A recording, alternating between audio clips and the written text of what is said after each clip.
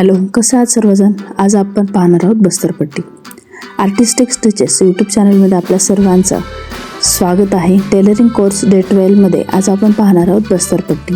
त्याचा फर्स्ट मी तुम्हाला डेमो दाखवते की कशा पद्धतीने आपला फायनल लुक रेडी आहे. तर चला स्टार्ट करूयात आजचा व्हिडिओ. सुरुवातीला मी जास्तीत जास्त 2 व्यक्ती बसतील अशा पद्धतीने मेजरमेंट घेतलेलं आहे.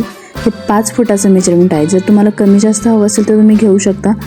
मी जी युरियाची पिशवी असते ती कट करून घेतलेली आहे मध्ये लावण्यासाठी. त्याच्या साईडनी लावण्यासाठी तुम्ही समोर पाहू शकता मी साडीचे पीस कट करून घेतले त्या साईजमध्ये. आपल्याला जी बाजू कमी पडते तिथे जॉईंट देऊन आपल्याला कट करून घ्यायचे आणि दोन्ही साईडनी आपल्याला साडीचा जो पीस आहे कट केलेला तो यूज करायचा. तर आपण आता शिलाईला सुरुवात करूयात.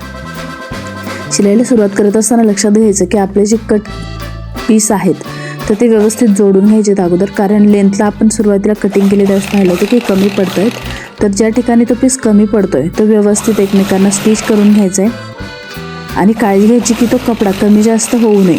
आपले जे मधलं आपण जी पिशवी कट करून घेतलेली आहे ती मेन आहे, तर तिच्या मेजरमेंटमध्ये आपल्याला या ठिकाणी कट करून घ्यायचे तुकडे आणि ते व्यवस्थित एकमेकांना जोडून घ्यायचे. बॅक साईड आणि फ्रंट साईडला सेम पीस येईल. दोन्ही बाजूंनी आपण स्टिच करून घेत आहोत. खूप कमी वेळात आणि खूप छान अशी बस्तरपट्टी आपली या ठिकाणी रेडी होते.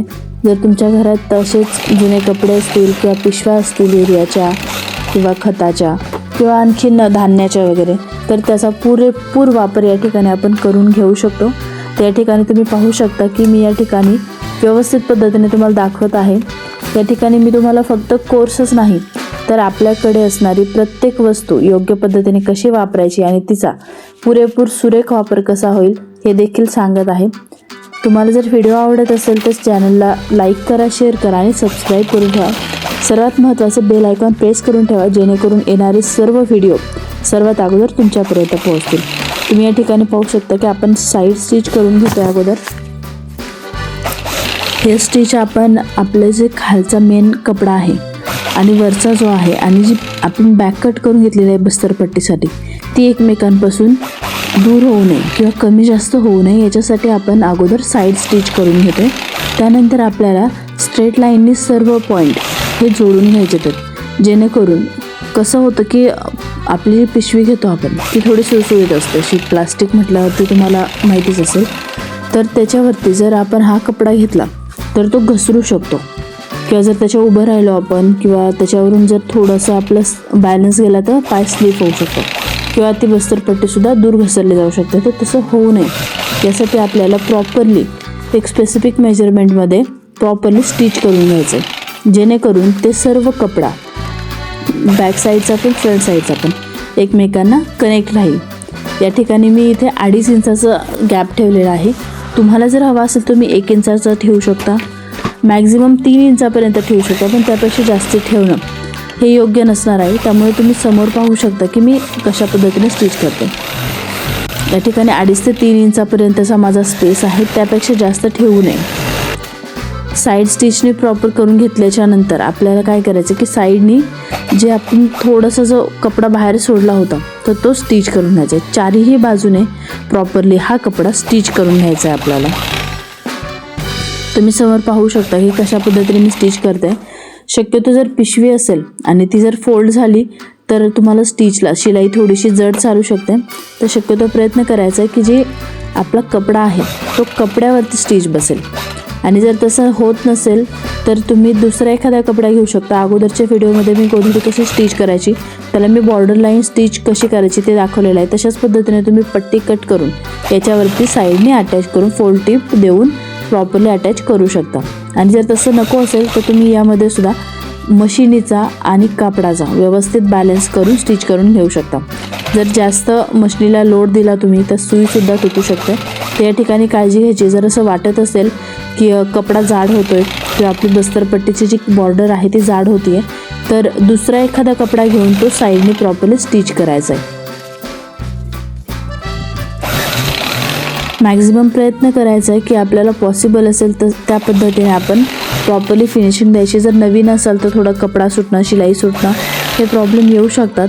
तर करत असताना थोडं स्लो करा. बिगिनर जे आहे त्यांच्यासाठी ही एकदम सोपी, इझी आणि यूजफुल मेथड आहे. यापुढे आपण जसं जसं जाऊ तसं खूप हार्ड स्टेप येणार आहे, जसं की blouse back design, canvas design, त्यानंतर नॉड वगैरे खूप सारे डिझाईन यामध्ये ॲड होणार आहे. ड्रेसच्या होणार आहेत, ब्लाउजेसच्या होणार आहेत. तर ही सुरुवातीची खूप सिम्पल मेथड आहे. जर ही करत करत तुम्ही बाय प्रोसेस जर गेले तर एंडपर्यंत तुम्ही खूप प्रो होऊन जाल, याची मी खात्री देते.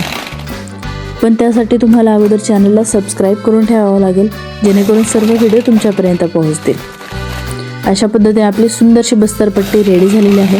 जर याच्यावर तुम्हाला डिझाईन ॲड करायची असेल तर कुठे स्माइली किंवा एखादं नेम किंवा एखादं थोडंसं फूल वगैरे तयार करून तुम्ही याच्यावर लावू शकता.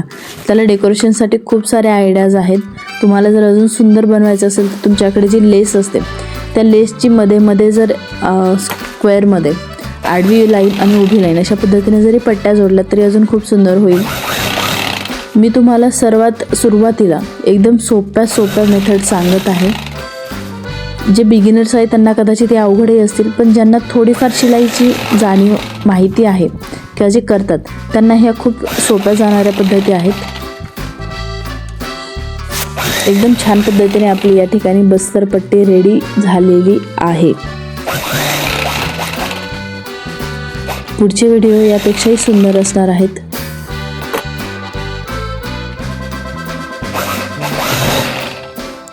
कॉर्नरवरती तुम्ही पाहू शकता की मी एक्स्ट्रा काही केलेलं नाही आहे.